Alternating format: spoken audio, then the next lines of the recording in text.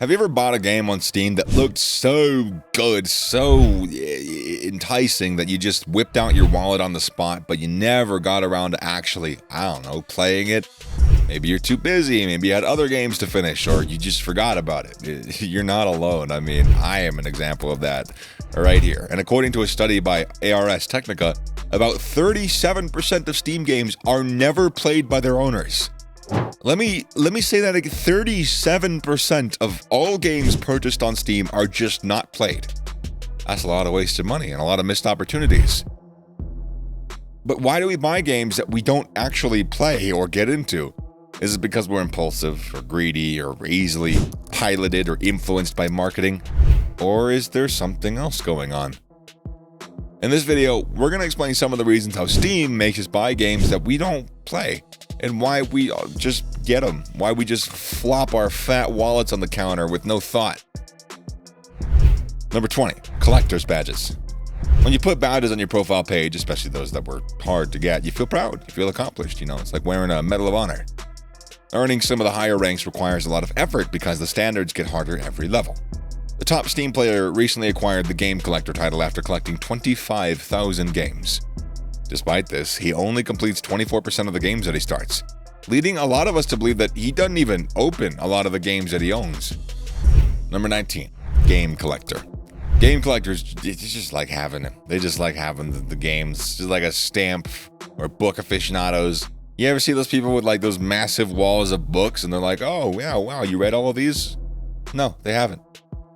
They take great pleasure in their collection, and they may have the same title available in many formats on different platforms like the book thing. You get the point. You get the kind of person I'm talking about. Nothing wrong with it. To each their own, by the way. Gotta say that. To each their own.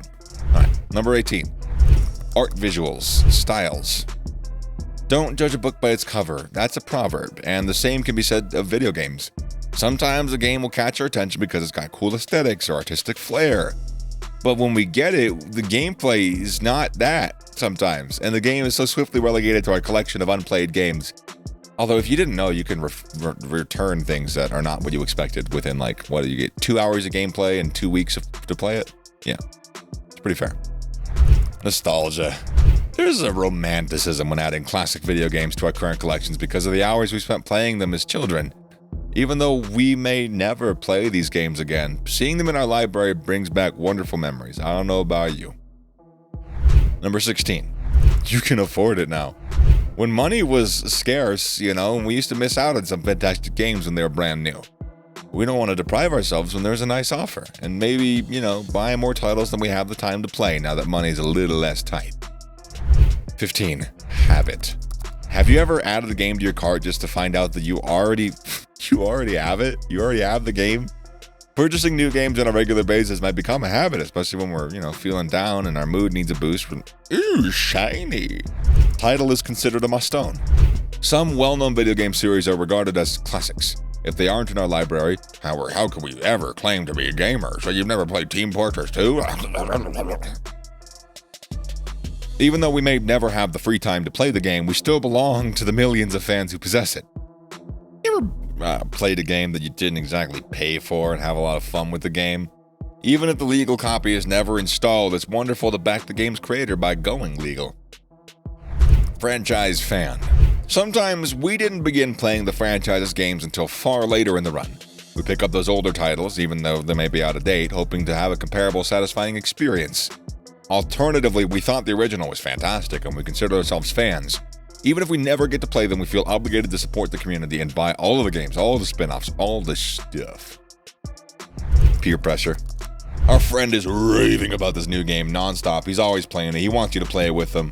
It's not really your kind of game, but there's so many anecdotes of other people like talking about its amazing gameplay. They give it amazing ratings and whatnot, but unsurprisingly, it didn't look good to us, and we never got around to playing it even though we bought it because it doesn't look good to us. Game out of date. Doesn't work. Not all older games have been updated to run on more modern hardware. There's a chance that Windows 10 won't let you play those fantastic classics that are just $2, or a promising new game that's still in early access ends up being really, really glitchy. This new game is unlikely to see any playtime if the makers give up on it. Pre-released or remastered. Years ago, we got the game. We never played it. It's been updated with better graphics or playability right now, and if the older version and the original are being sold together as a package, we might be purchasing it for the first time. Most of the time, we don't play both versions, and one ends up sitting on the digital ether. Too many games at once. That's a big one. Our current games include the massive single-player RPG, the hack-and-slash game, the builder-slash-strategy game with pals, the fantasy MMO RPG, and we eagerly purchase new stuff, new games, but we first want to finish playing one of the games that we have, right? You want to get through all the narrative, all the gameplay. And when a good sale happens, that title that we were most eager to play is put at the bottom of the priority list in favor of our 3 or 4 new titles. I literally just did that with Dying Light. I'm baffled by my own psychology. Bought it on a different platform. Initially, we were intending to play it on the PC, but our companions said that they'd rather play it on their console. Or maybe playing from the couch was more fun than using our gaming gear. In any case, after finishing the game on another platform, we stopped playing it on the computer. Not ready to commit. Takes a lot of time to play video games, right? I mean, our interest has been maintained for years by the MMORPG's additions and expansions. You know, Bethesda makes some great games. Small indie company, you probably haven't heard of some of their stuff, but, you know, it took 150 hours to finish those games. We don't want to start until we have the opportunity to enjoy it because we don't know how long a new title will take. Similar to the last instance, we could be eager to play a game but struggle to get started if the controls are unusual or if the game is renowned for having a steep learning curve. On Showdown. Spoiler. It's a terrible thing. It's a terrible tragedy that us human beings invented to thrust upon ourselves. A new game has received rave reviews for its fantastic plot and unexpected twist ending. We tried our best. We tried so hard to stay away from the internet spoilers, but then, you know, our friend, lo and behold, the guy not on the internet, the guy you were least expecting blindsides you and unintentionally make things worse. Or maybe we found the conclusion online while reading about something that we once believed to be completely irrelevant and it just randomly drops a game-breaking spoiler. That's never happened to me in my life before. Anyways, in any case, it doesn't seem worth spending the hours playing through it anymore, right? Bundles. Sales frequently include several games discounted as a bundle, sometimes even the whole publisher collections. Occasionally, purchasing a bundle is the most economical option to get the games and the DLC that we desire. However, it might just have a game or two that we don't really care about, and those undesired games, they just go right into the gulags and they spend their time in our libraries, bought for somebody else. We decided that we would both purchase a new game to play with our friend, but time commitments frequently change in real life. Maybe the money commitments the friend no longer is able to make.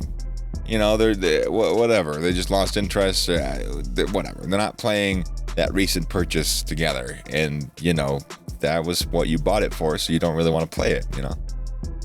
Great price, special offer. Oh my God, this one's the worst. It is, yep.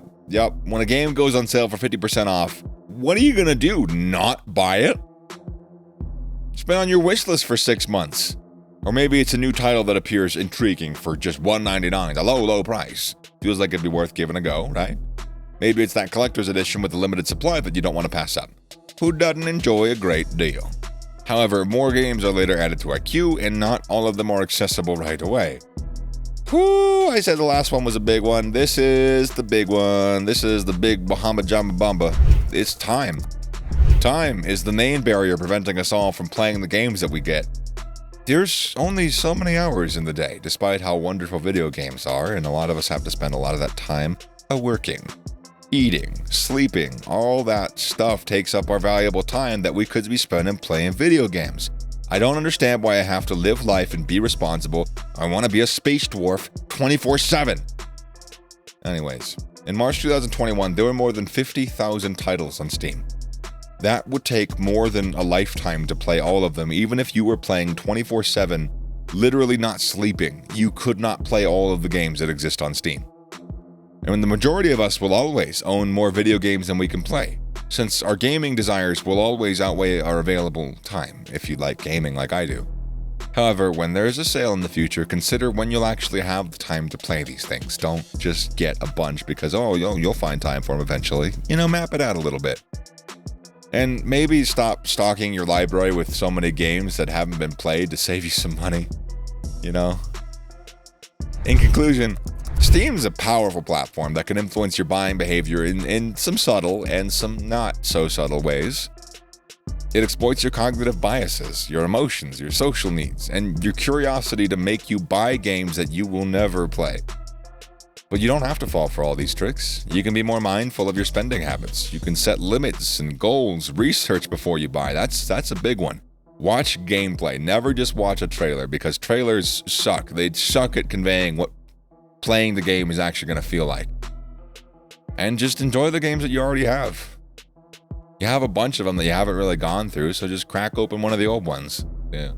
Anyways, let us know what games are lying on your Steam library depths, your pits of despair, and yeah, which ones are untouched, unplayed, all that, and I'll see you in the next one.